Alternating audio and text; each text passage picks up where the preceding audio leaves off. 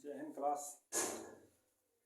कल हमने जो पढ़ा था यूनिट में मेजरमेंट का जो है पढ़ा था हमने। मापने की पद्धतियां जो है अलग अलग थी, एफपीएस पद्धति, सीजीएस पद्धति, एमकेएस पद्धति और उसी एमकेएस पद्धति का वर्जित रूप मतलब विकसित रूप एसआई पद्धति थी। तो हम इससे रिलेटेड आपसे कुछ क्वेश्चन पूछते हैं, आप जवाब दीजिएगा। तो मैट्रिक पद्धति में क्या होता है? मैट्रिक पद्धति में लंबाई किस में नापा जाता है? तो मैट्रिक पद्धति मतलब फ्रेंच पद्धति किससे? सीजीएस। तो सीजीएस मतलब सेंटीमीटर, ग्राम और सेकंड। तो दूरी किसमें नापी जाती है? लंबाई किसमें नापी जाती है? सेंटीमीटर में। और इसी प्रकार से व्यावसायिक पद्धति में हम लंबाई को किसमें नापते हैं? व्यावसायिक पद्धति मतलब एमकेएस पद्धति या मीटरी पद्धति। एमकेएस पद्धति या मीटरी पद्धति या व्यावसायिक पद्धति सब एक ही है। तो मीट्रिक पद्धति मतलब व्यावसायिक पद्धति में तो दूरी किस में नापेंगे? एमकेएस मतलब मीटर और किलोग्राम सेकंड, तो दूरी किस में नापेंगे? मीटर में। ठीक है।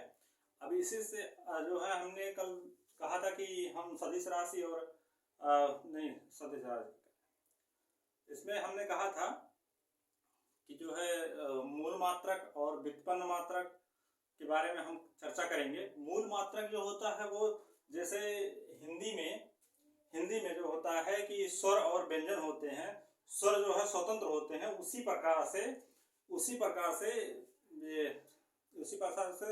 मूल मात्रक जो होते हैं वो स्वर के समान होते हैं। ये मूल मात्रकों की सहायता से ही व्युत्पन्न मात्रक बनाए जाते हैं। जैसे हमने कहा था चाल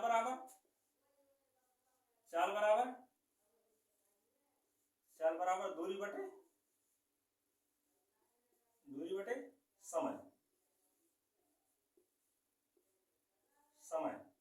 तो चाल बराबर दूरी बटे समय। तो दूरी को किसमें लिखेंगे हम? यल।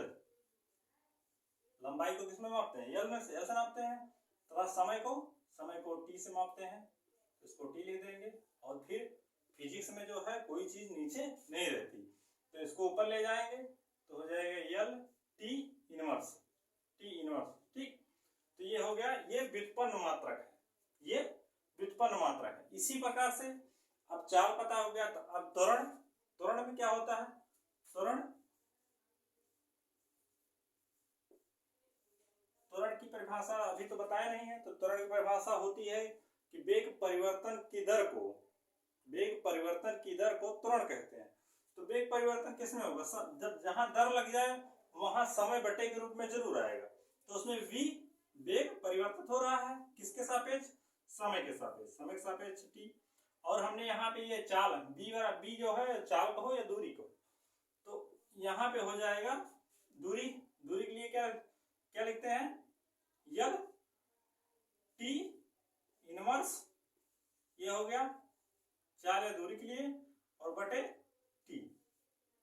ठीक, बटे टी। और इसको क्या लिखेंगे? अब ये ऊपर चला जाएगा, इसमें जुड़ जाएगा, तो हो जाएगा यल टी पावर -2। ठीक, ये हो गया त्वरण का। फिर आगे इसी प्रकार से बल।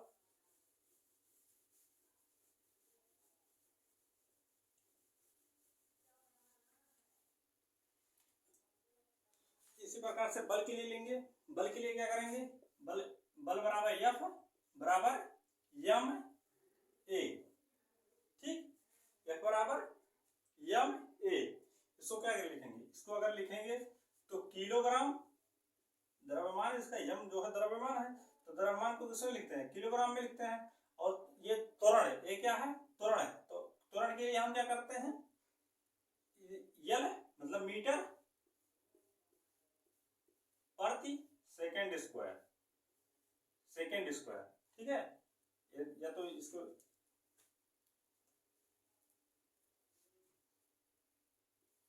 Second square. ठीक, अब इसके बाद जो है हम इसको परिवर्तित कर लेंगे। के लिए हम क्या लिखते हैं? द्रव्यमान के लिए द्रव्यमान का मात्रक जो है किलोग्राम होता है। किलोग्राम को किससे डिनोट करते हैं? यम से डिनोट करते हैं, कैपिटल यम से डिनोट करते हैं। और मीटर को यल से डिनोट करते हैं, और समय को टी से डिनोट करते हैं, तो टी स्क्वायर हो जाएगा। ठीक, इसके बाद जो है अब इसको जो है ऊपर कर देंगे, ऊपर ले जाएंगे, तो सबको एक ही ब्रैकेट में लिखेंगे। किस में लिखेंगे? एक ही ब्रैकेट में। यल है टी पावर -2, ये हो गया न्यूटन। ये यह का मतलब बल का जो है व्युत्पन्न मात्रक हो गया। अब इसको व्युत्पन्न राशि में लिखेंगे तो सीधे न्यूटन लिख देंगे। क्या लिखेंगे? न्यूटन। ठीक, इसको न्यूटन लिखेंगे। तो बल का मात्रक न्यूटन, न्यूटन को यल टी पावर -2।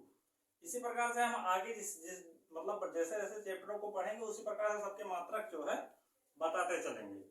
तो हम जो है इतने चीजों का मात्रक कैसे निकालते हैं, ये हमें जो है मतलब अंदाजा हो गया कि हम जो है कैसे मात्रक इसका निकालते हैं। फिर आगे इसमें जो है मूल मात्रक कितने होते हैं? 7 मूल मात्रक 7, और उसी में जो है पूरक मात्रक होते हैं।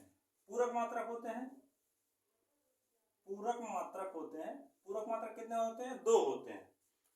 पूरक राशियां होती हैं। पूरक राशियां कितने हैं? 2 होती हैं। एक कोण को मापने के लिए हम रेडियन का प्रयोग करते हैं। किसका? रेडियन का प्रयोग करते हैं। कोण मापने के लिए रेडियन का प्रयोग करते हैं, और घन कोण मापने के लिए कैसे? स्टेरेडियन, स्टेरेडियन का प्रयोग करते हैं। स्टेरेडियन का प्रयोग करते हैं। ठीक, तो इस प्रकार से हम रेडियन और स्टेरेडियन का प्रयोग करते हैं। कोण मापने के लिए रेडियन का प्रयोग, और घन कोण मापने के लिए स्टेरेडियन का प्रयोग।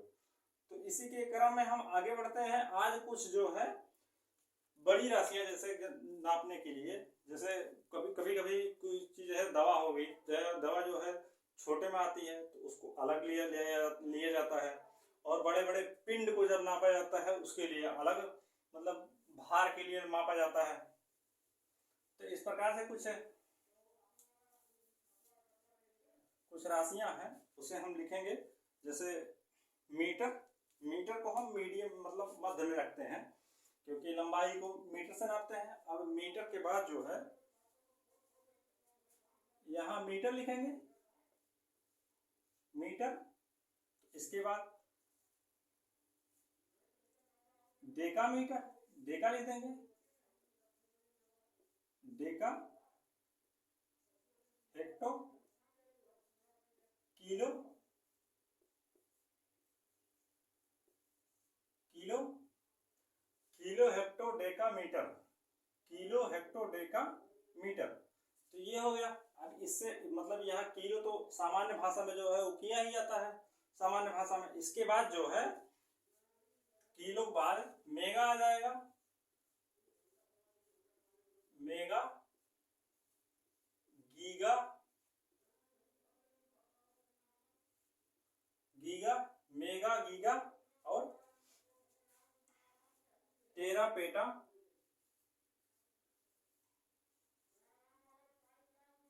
टेरा पेटा, एक्सा जेटा। तो हम एक्सा तक लिखते हैं, बहुत ज्यादा जेटा और एक्टा लिखने की जरूरत नहीं है।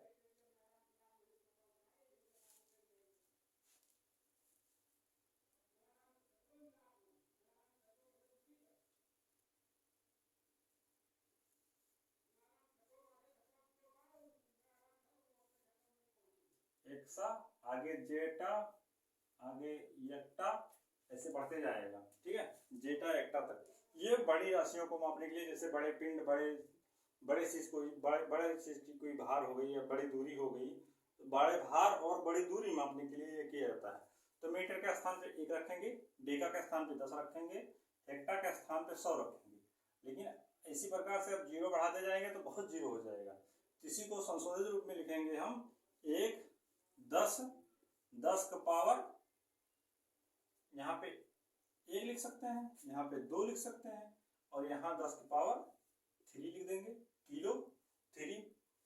और इसके दर पे 10 पावर 6 लिख देंगे, इसके ऊपर 10 पावर 6, 3, 9 लिख देंगे यहाँ पे। फिर 10 पावर 12 लिख देंगे, 10 पावर 15 लिख देंगे, पेटा 15, और 10 पावर 18 लिख देंगे और 10 पावर 21 लिख देंगे।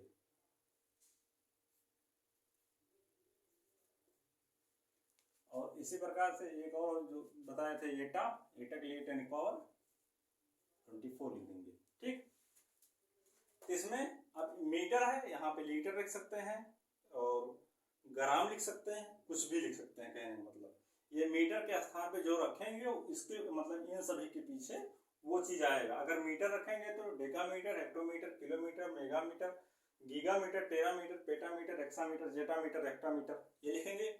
और अगर लीटर लिखेंगे तो डेकालीटर, हेक्टालीटर, किलोलीटर, मेगालीटर, गीगालीटर, टेरालीटर, पेटालीटर, इस प्रकार से मतलब लिखते चले जाएं।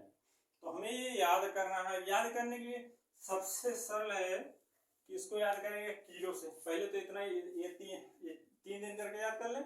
Kilo, hecto, Deka, kilo, hecto, Deka, kilo, hecto, Deka.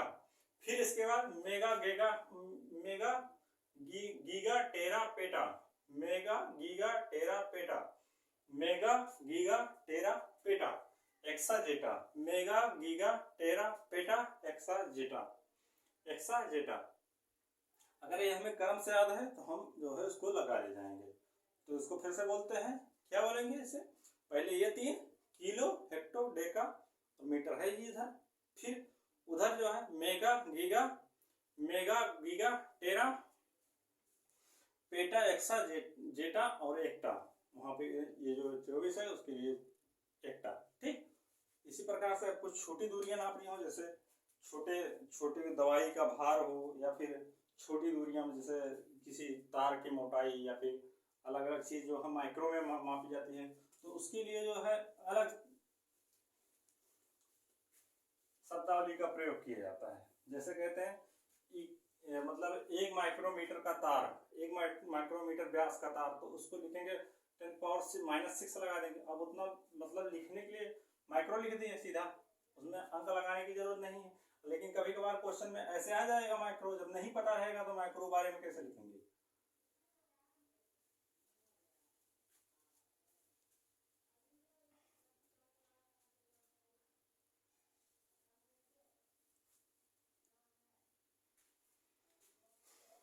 अब इसी बार इससे नीचे मीटर तो यहाँ पर भी आएगा, लेकिन अब जो है वो मीटर से नीचे वाली चीज रहेगी, मतलब मीटर से छोटी रहेगी। अब तक मीटर से जो थे वो बड़े थे, अब जो है मीटर से छोटे रहेंगे। तो किलो, हेक्टो, डेका, मीटर। अब इसके बाद डेसी,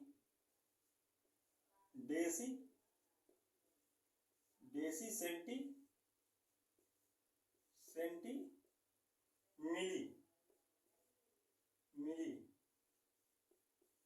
माइक्रो,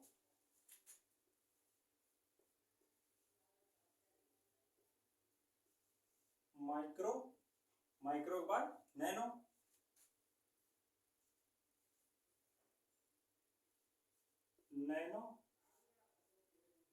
माइक्रो, नैनो।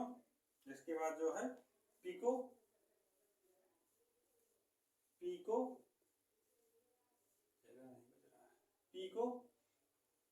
इसके बाद हर्मी, अट्टो,